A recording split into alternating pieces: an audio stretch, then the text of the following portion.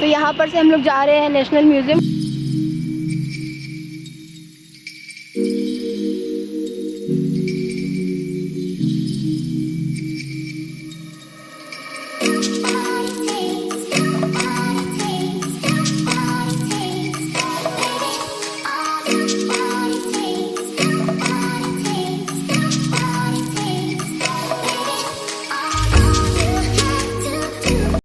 Hello दोस्तों, कैसे हैं आप सब? आशा के अच्छी ही होंगे और मैं हूं आकांक्षा कश्यप, आप सभी का स्वागत करती हूं अपने चैनल पे। तो दोस्तों, आज है सैटरडे और मैं जा रही हूं नेशनल म्यूज़ियम अपने दोस्तों के साथ। हम लोग पहुंच गए हैं मेट्रो स्टेशन और दोस्तों जैसे ही हम पहुंचे दरवाज़ा लॉक हो चुका था, तो हमें तो लेट हो गई थी और हम वेट करने लगे अपने दूसरे मेट्रो का, जो द्वारका सेक्टर की तरफ जाना था हमें। तो थोड़ा सोचा कि चलो थोड़ा बैठ के वेट कर लिया जाए। तो दोस्तों, हम पहुंच गए थे नियरेस्ट मेट्रो स्टेशन, जो था सेंट्रल सेक्रेटेरिएट, जो केंद्रीय सचिवालय। और यहाँ से नेशनल म्यूज़ियम थोड़ा पास है, मतलब 1 किलोमीटर की दूरी पे था। तो हम सोचे कि चलो हम पैदल ही निकल लेते हैं। और ये पहुँच गए हम अपने नेशनल म्यूज़ियम बाहर के, जैसे हमें रोड क्रॉस करना था।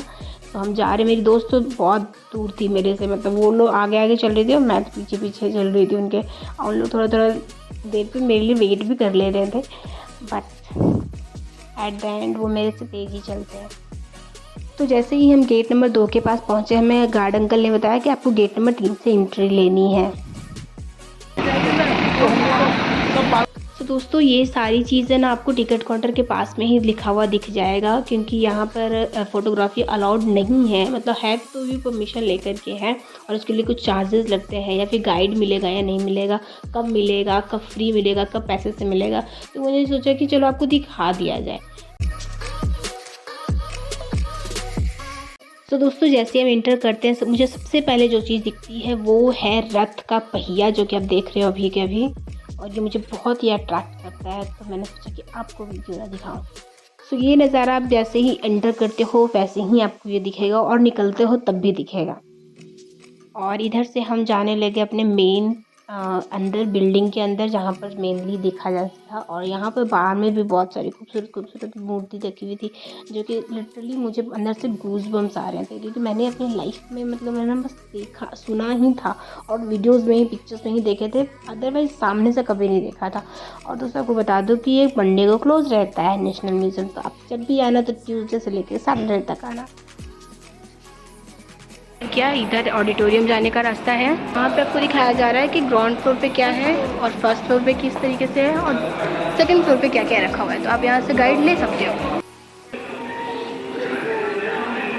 तो दोस्तों, यहाँ पे ना डिफरेंट भगवान की मूर्तियाँ थी, जैसे कि पार्वती, सरस्वती, विष्णु जी, चामुंडा है। और तो और एक धड़ भी है मुझे दिखा, जो कि सिर्फ धड़ था, ऊपर का सर उनके पास नहीं था।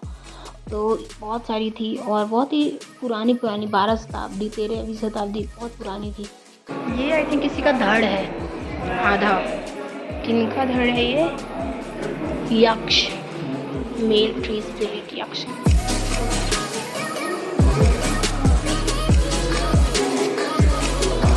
दोस्तों, ये किसी इजिप्ट का राजा का कोई था, प्रतिमा था।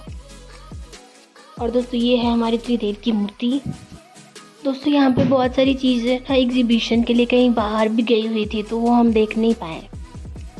ये मुझे एक इंटरेस्टिंग चीज़ लगी कि इतना पहले इस तरीके से चिन्ह, और ये पत्र, ये क्या है? Painted scroll.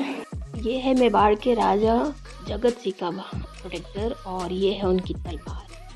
बहुत बढ़िया यार। वो देखो तो आप समझ ही गए होंगे कि ये किस ज़माने की है। हड़प्पा और इंडस वैली सिविलाइजेशन की है, जो कि मोहनजोदाड़ो मूवी में बहुत अच्छी तरीके से दिखाया गया है। ये है इंडियन इकोनोग्राफी। ये क्या होता है, ये मेरे को पहली बार पता चल रहा है। तो दोस्तों, ये है इंडियन स्क्रिप्ट, उसका एवोल्यूशन कैसे हुआ, कैसे ABCD और काका काका किस तरीके से आया, पहले किस भाषा में लिखी जाती थी। तो ये सारी उस सब चीज़ की हिस्ट्री थी। और ये है माता का भव्य मूर्ति, जो कि बहुत ही डरावना था।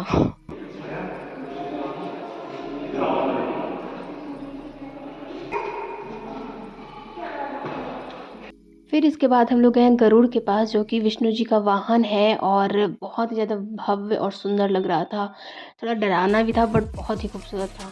फिर उसके बाद ये किस तरीके से घोड़े पर सवार करते थे, इस सारी प्रतिमा देख देख के ना लिटरली गूज़बम्स आते हैं। फिर अगेन ये भगवान की मूर्ति जो कि डरावनी और बहुत ही बेहद ही भव्य था।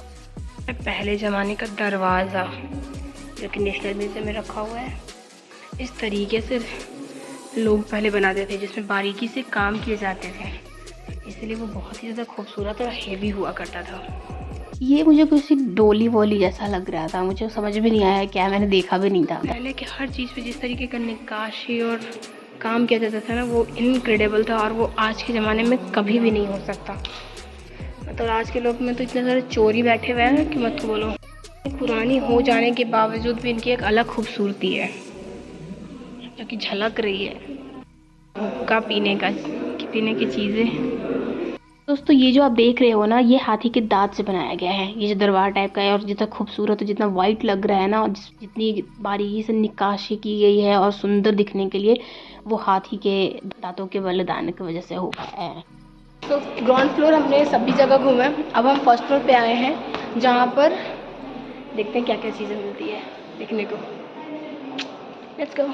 सो जैसे ही फर्स्ट फ्लोर पे घुसे, हम लोग सबसे पहले इंडियन कॉन्स्टिट्यूशन का कॉपी देखा, जो कि 1950 में पहली बार लिखा गया था।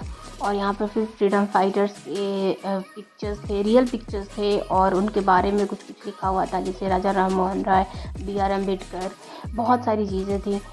तो मुझे तो बड़ा मज़ा आया और बहुत अच्छा लग रहा था। मतलब अपने हिस्ट्री को जानना चाहिए भाई। और दोस्तों ये 14 लैंग्वेज के नाम लिखे हुए जो कि उस टाइम पे कॉन्स्टिट्यूशन में दर्ज किया गया।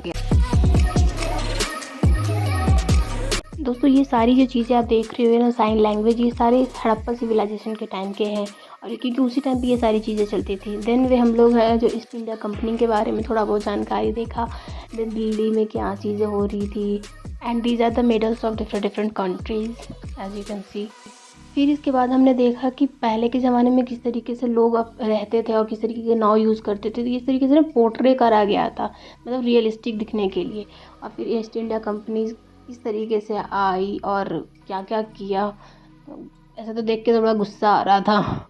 And this is the image when Pakistan surrender itself in front of Indian army. Then गए हम लोग नेक्स्ट सेक्शन में। यहाँ पे वीडियो बनाना अलाउ नहीं था, कहीं पे भी नहीं था, फिर मैंने चुपके चुपके सभी जगह बनाया।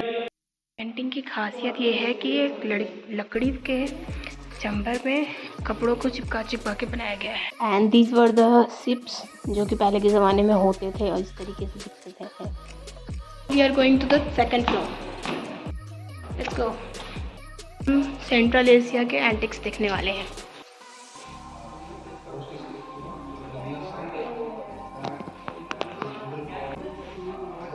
ये सभी एंटिक्स पीसेस हैं। दिस इज हम जा रहे हैं silk painting from library caves of Dunhuang, ऐसा कुछ समथिंग का लिखा हुआ है। यहाँ पे बुद्धा की सबसे पहले पेंटिंग है। यहाँ पे हम थोड़े से के लिए बैठ चुके हैं और अंधेरा ही अंधेरा है, ताकि ये बहुत अच्छी तरीके से ये सारे पेंटिंग्स दिख सके। These are the antique paintings, और जो ख़राब हो चुकी है बट फिर भी बचा करके ये रखा हुआ है, ताकि हमारी फ्यूचर जनरेशन देख सके कि उनका पुराना भारत कैसा था। यहाँ पे कुछ चीज़ें नरेट भी किए जा रहे हैं जो कि मुझे समझ में नहीं आ रहा है, क्योंकि मैं ध्यान से नहीं सुन रही हूँ। प्रोजेक्ट लगा हुआ है जहाँ पर मेरी दोस्त कोशिश कर रही है कि कुछ अच्छा खोलने के लिए। कुछ तो देख ले। ये वो मूर्ति है जिसमें शिव जी हैं जो रावण को फेवर दे रहे हैं, और ये बहुत ही पुराना है, 10वीं शताब्दी का है। दोस्तों आप जो देखने जा रहे हैं वो हम लोग ट्राइबल के लाइफ स्टाइल और जो नॉर्थ ईस्ट में रहते थे उनका देखने वाले हैं कि वो क्या पहनते हैं, क्या खाते हैं। सबसे पहले तो ये है कि दरवाज़ा खुलते के साथ आपको दिखेगा कि पहले के लोग पहनते कैसे थे, रहते कैसे थे। एंड अफ्तानी चाइल्ड का ये पेंटिंग है। दोस्तों ये कॉस्ट्यूम जो है वो भूतों के लिए है, और ये बहुत ही डरावना सच में दिख रहा था। यहाँ पे वीडियो बनाना मना था। तो दोस्तों ये कॉस्ट्यूम है जो बुद्धिस्ट में जो पुजारी होते हैं ना, उनके हैं, इस तरीके के कपड़े वो पहनते हैं। और ये ड्रेस है जो पहले के ट्राइबल पीपल है उनके हैं।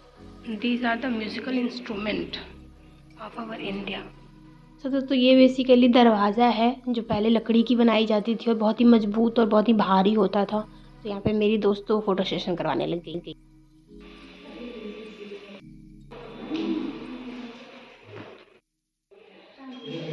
यहाँ पे जो डाई बनाने की प्रक्रिया को समझाया गया है चित्रों के हिसाब से। एंड दोस्तों ये जो है वो पंचिंग टेक्निक है, जो कोयला होता था उनको कैसे निकाला और कैसे करा जाता था वो दिखाया गया है यहाँ पे। Now we are going to the Harappa civilisation.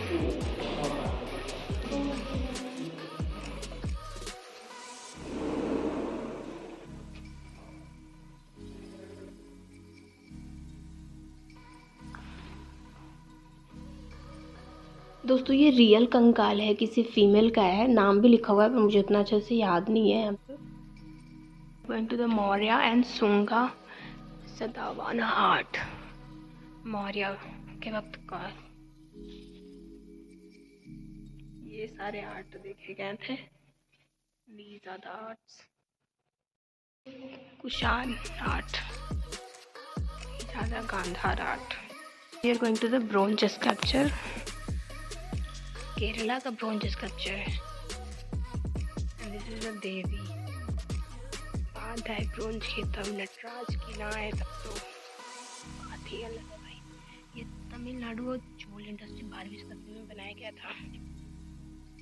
तो फ्रेंड्स ये है सेकंड फ्लोर और हम लोग सारे के सारे जितने भी हॉल्स थे सब घूम चुके हैं। यहाँ पर थोड़ी देर आराम करेंगे एंड देन उसके बाद हम लोग जाएंगे इंडिया गेट घूमने।